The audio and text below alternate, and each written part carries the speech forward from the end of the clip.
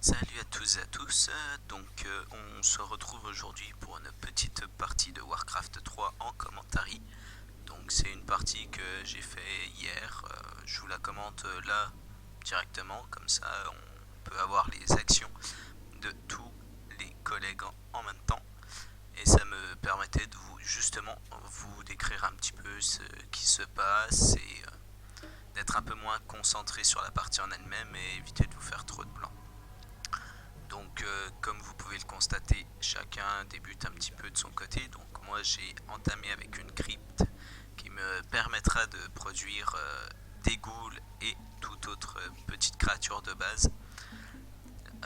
C'est souvent mon premier bâtiment, ça me permet de commencer à constituer une armée. Chez les morts-vivants, les acolytes ne servent que à produire de l'or et de la construction de ressources. Pour la récolte de bois, il nous faut des ghouls. En collègue, j'avais un second mort-vivant. Donc pareil, lui qui a rien lancé comme bâtiment de départ.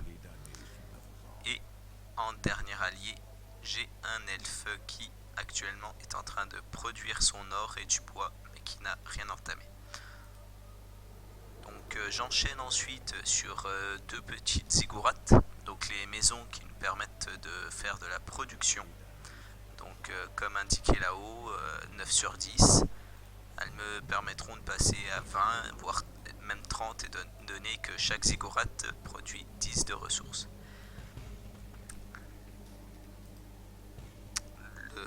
L'elfe décide de partir construire un ancien de la guerre. Donc l'ancien de la guerre qui lui permet d'entraîner ses unités de base également. Assez loin de son camp d'ailleurs, c'est ce qui m'étonne, mais bon. L'hôtel des aïeux côté elfique va lui permettre d'invoquer des héros. Donc un héros par niveau de l'arbre d'âge, enfin arbre de vie qui est niveau 1, donc lui permettra d'avoir un héros jusqu'à 3 une fois que son bâtiment principal sera au niveau max. Euh, Beaucoup de constructions lancées en simultané du côté mort-vivant allié. Donc nous comptons 3 ziggourats, un cimetière, une crypte, un hôtel des ténèbres. Donc l'hôtel des ténèbres euh, comme l'hôtel des aïeux permet d'invoquer un héros. Le cimetière produira des cadavres pour des invocations éventuellement et également toutes les améliorations. C'est l'équivalent d'une forge chez les morts vivants. Et la crypte nous sert à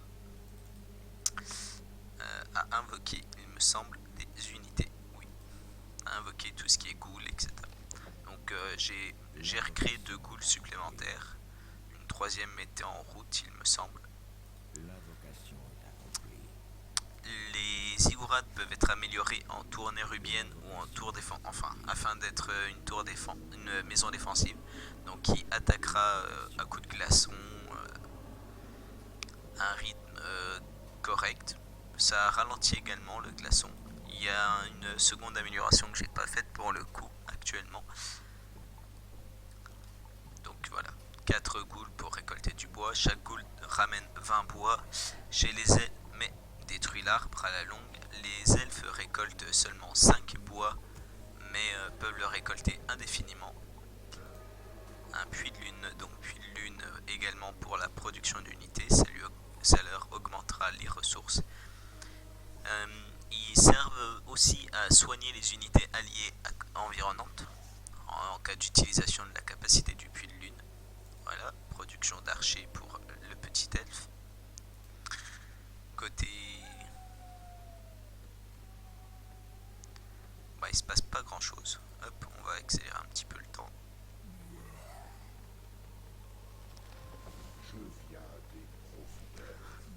Donc une petite accélération de temps en attendant que les bâtiments intéressants et les productions intéressantes se fassent. Création du chasseur de démons. Donc d'après certains le plus puissant des héros côté elfe. Hop. Elle s'attaque à son preux. Bon, elle se fait détruire ses armées d'ailleurs. Elle s'attaquait à la boutique. Un tombeau des reliques afin d'acheter les objets. Ah, donc nous apercevons également le Néphritos, donc héros mort-vivant qui permet l'invocation de petits scarabées grâce au cadavre en cas d'activation de sa compétence, mais également des bonus de résistance. Donc c'est un tank qui encaisse et qui renvoie du dégât en gros. L'abattoir afin de créer des chariots de viande, les statues d'obsidienne et les abominations. Un bâtiment que pour ma part je n'utilise pas. Temple des damnés et puits sacrificiels. Donc les puits sacrificiels serviront à créer des ombres avec les acolytes. Donc les ombres sont des unités invisibles. Ah, première attaque. On va l'admirer en x1. Voilà. Donc actuellement le mort-vivant est en train de faire l'acquisition de sa première boutique Goblin, donc qui lui permettra justement d'acheter des items. Chaque héros est équipé d'un parchemin de portail de ville qui lui permet de se téléporter à un hôtel de ville amical, que ce soit le sien ou celui d'un allié. Le bâtiment principal est en amélioration. Voilà. Ah. L'elfe également attaque sa boutique et nous a produit un hall du chasseur qui sert à améliorer les unités. Donc une progression relativement lente côté elfe. Ça s'expand correctement pour le mort-vivant rouge. Et pour ma part, voilà. Donc j'ai parté attaquer ma deuxième mine d'or afin d'en faire une acquisition assez rapide et pouvoir continuer à produire de l'or. Parce que, à savoir, chaque mine d'or a une quantité limitée. Donc pour le coup, il m'en reste 6650. Et voilà. Donc je fais mon amélioration également de catacombe. Ma première ombre va pas tarder à être créée. Donc souvent les ombres sont utilisées pour servir de balises ou enfin d'éclaireurs en camp ennemi, étant donné que c'est des unités invisibles. Donc seules quelques structures peuvent les remarquer ou des capacités d'héros. Je construis ma deuxième nécropole. Donc la nécropole c'est le bâtiment de base afin de contaminer les terres pour pouvoir ensuite envahir la mine d'or.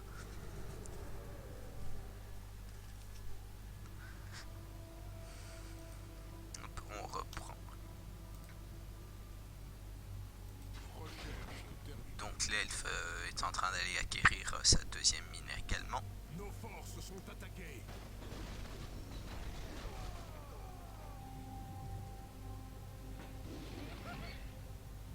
Voilà. Donc mon ombre a été envoyée en territoire nord. Elle est située juste ici, qui me permet du coup j'ai découvert la base des jaunes. Donc je vais la laisser ici. Ça fait toujours une balise pour savoir à peu près ce que font les jaunes. Et je vais en produire d'autres au fil du temps. Voilà. J'ai pas fait gaffe à l'origine, je suis passé à côté du camp elfe. Donc quand je réaliserai ça, j'enverrai une seconde ombre. Pendant ce temps, le nécromant se développe. Il crée son ossuaire afin de créer des wyrms de glace. Donc une unité draconique qui gèle et ralentit ses adversaires. J'ai engagé lors de mon passage dans la boutique Goblin un découpeur gobelin. Donc ça c'est une unité de ramassage de bois qui le ramasse 200 par 200 assez rapidement. Pendant ce temps ma B2 se développe, donc avec plein de petites avec deux maisons que j'améliore afin de me défendre. Toujours rien de côté des ennemis jaunes. Les ennemis violets, hop, j'ai une ombre les observer. J'aperçois qu'ils ont aucune unité pour le moment. L'invocation est accomplie. Donc je sais pas ce qu'ils font, à part voilà, à part deux dryades et des géants des montagnes. Un héros allié a succombé. Recherche terminée. L'invocation est accomplie. L'invocation est La accomplie. ville de nos frères est attaquée. Ah. Donc là le jaune décide de passer à l'offensive et à attaquer la B2 de notre collègue elfe. Et ensuite il arrive en territoire elfe qui sont relativement, voilà, ils étaient deux, ils sont fait tuer. C'était une petite rébellion ennemie, on va dire.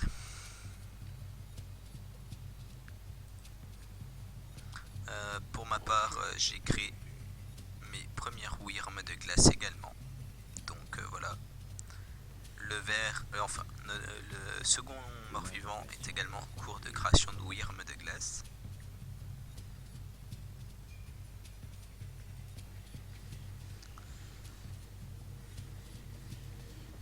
L'invocation est La première attaque qui va partir chez les violets. Donc première attaque bien évidemment qui ne servira que à les affaiblir parce que j'avais pas assez de force militaire malheureusement. Donc pendant ce temps, les jaunes sont en train de s'activer. Ils se disent, ils créent leur armée, leur production, enfin voilà. Oui, j'ai envoyé une seconde ombre un peu plus haut.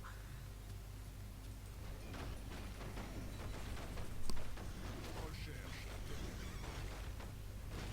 Recherche terminée. Voilà, donc c'est un petit repli de ma part parce que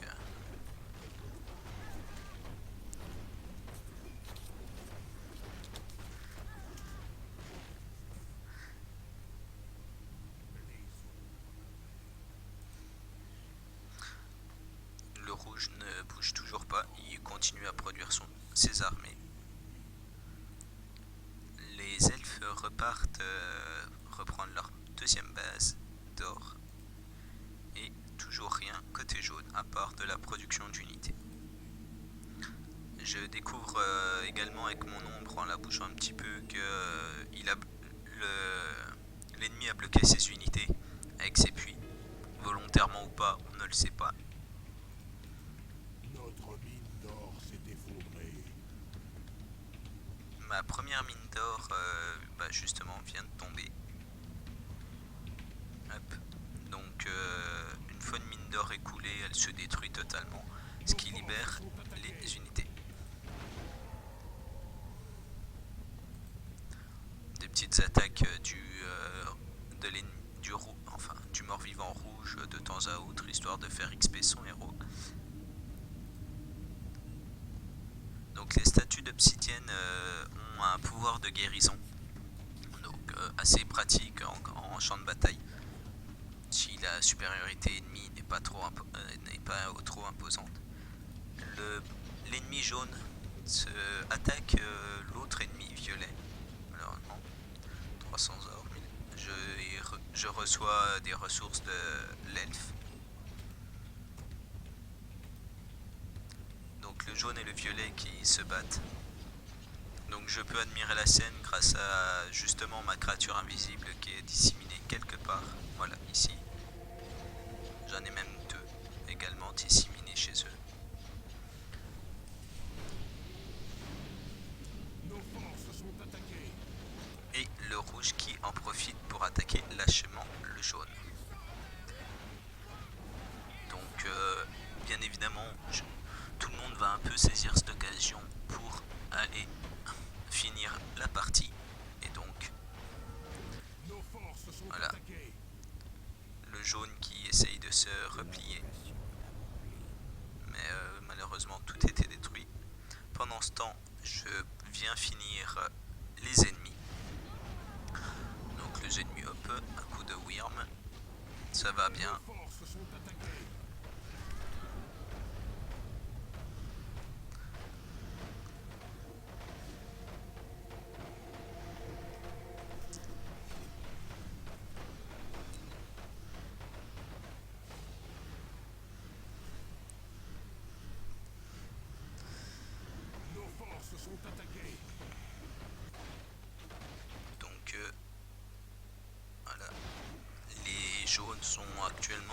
de finir de se faire détruire. Donc l'elfe est venu avec ses unités, le mort-vivant également. Je viens avec mes troupailles. Donc voilà, ces petits scarabées sont là suite à l'invocation de mon héros, qui est également le héros scarabée. Donc on part à la recherche des sous-bases ennemies. Donc j'envoie mes ombres en tant qu'éclaireur afin de trouver où est-ce que sont situées leurs bases. Et nous allons arriver à la fin où nous découvrirons la troisième base ennemie, juste ici. Donc voilà. J'espère que cette première vidéo vous a plu, que le concept vous intéressera. Si vous préférez que je discute directement en partie même au lieu de commenter mes parties avec mes collègues, dites-le moi dans les commentaires, il n'y a pas de souci. S'il y a un problème X ou Y, le son, pas de souci. Je vérifierai quand même qu'on m'entende correctement. Mais voilà.